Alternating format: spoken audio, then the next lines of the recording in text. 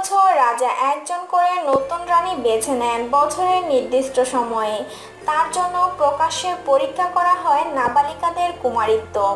পরীক্ষায় উত্তীর্ণদের মধ্য থেকে একজনকে রানী হিসেবে মনোনীত করেন রাজা।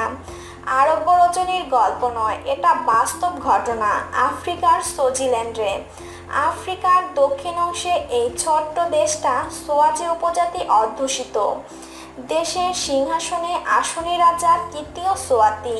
প্রচলিত রীতি হলো বছরের নির্দিষ্ট সময়ে রাজা নতুন রানী বেছে নেবেন। সেই উপলক্ষে রাজার সামনে অবিবাহিতা নাবালিকারা ঊর্ধ্বাঙ্গ অনাবৃত করে প্যারেড করেন।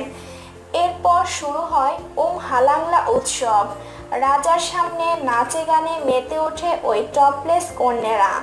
তারপর প্রকাশ্যে ওই মেয়েদের কুমারিত্ব বা ভার্জিনিটির পরীক্ষা করা হয়।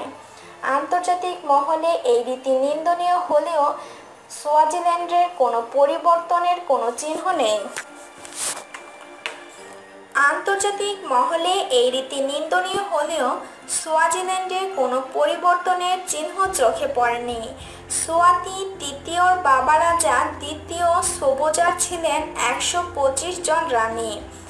গত বছর 15 জন স্ত্রী, 30 জন কচিকাঁচা এবং শতাধিক পরিচারক নিয়ে ইন্ডিয়ায় আফ্রিকার সমিটে এসে ভারতের অতিথি হয়েছিলেন রাজা তৃতীয় সোয়াতি। সোয়াতি তৃতীয়র বাবা রাজা দ্বিতীয় সোবোজার ছিলেন 125 জন রানী। গত বছর 15 জন স্ত্রী, 30 জন কচিকাঁচা এবং শতাধিক পরিচারক নিয়ে ইন্ডিয়া আফ্রিকা সমিটে এসে ভারতে অতিথি হয়েছিলেন রাজা তৃতীয় সোয়াতি নিজে। তিনি বিশ্বের ধনকূপের শাসকদের মধ্যে অন্যতম।